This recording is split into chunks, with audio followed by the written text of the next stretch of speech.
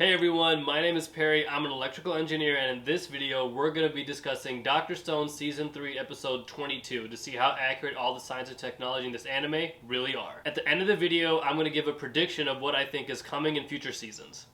俺の視程は5メートル。だが広がった赤化光線はせいぜい半径1メートルちょいだった。ありえない、そんなこと。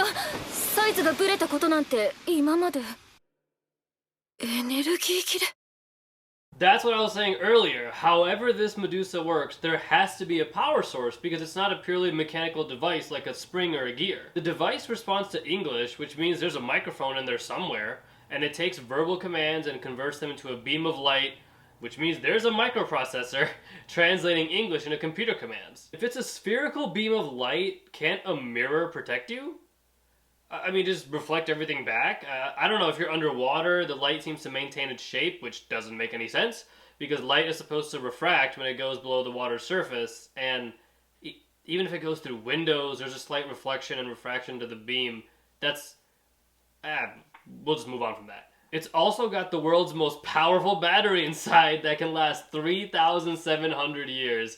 Even if this device operates on low power, and there was a motion generator, like the more you shake it back and forth, the more power or charge it builds up, I don't think that's gonna last 3,700 years. A couple people did mention that there was a diamond powering this thing. I gotta see this play out because I have no idea how that would work. It's like something Iron Man would come up with.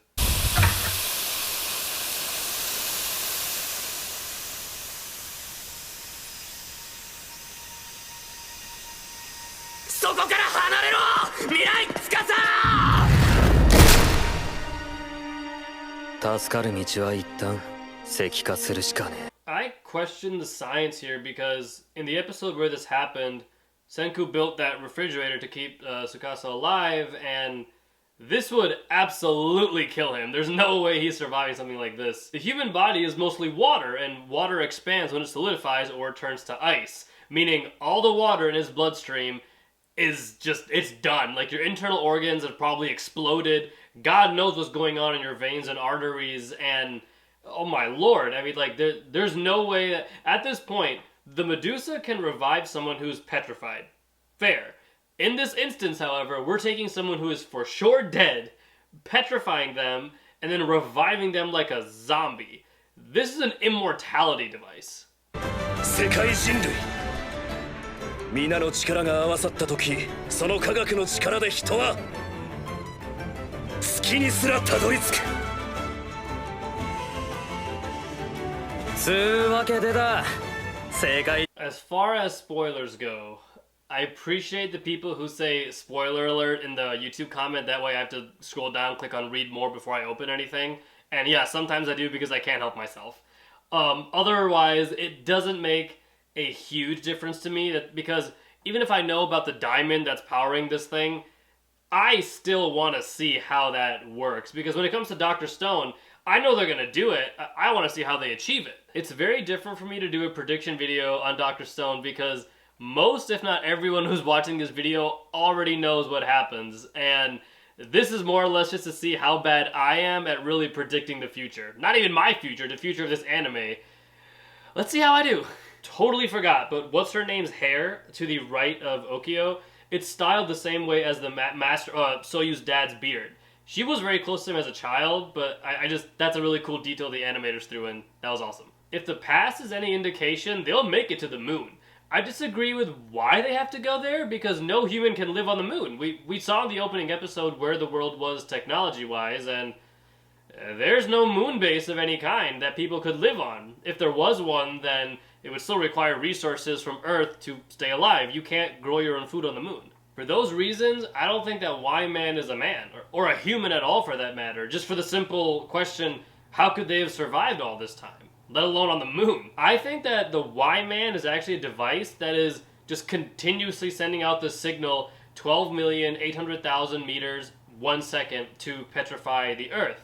Ironically, I don't know why they would want to do that if this is man-made anyway. It's also a radio signal that the parabolic antenna picked up, which means it's also electrically powered, and How it survived all these years, I'm sure I don't know.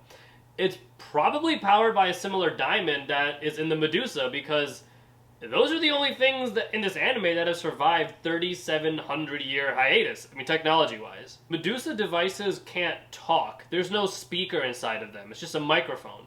Which is why I predict that on the moon there is a Medusa-like device powered by either the same type of diamond or some similar fashion, except that one is going to be shaped differently, and its only function is to communicate to the other Medusas on Earth. And it somehow sent dozens of these devices as well. This is man-made? Like, how did they propel them back to our planet?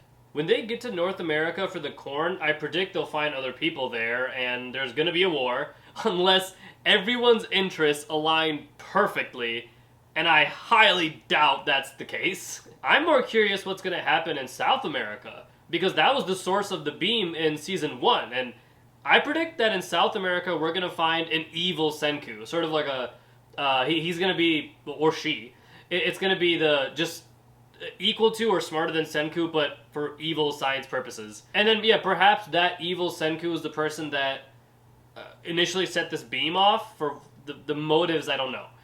But Byakuya, no, he's definitely dead. It can't be him.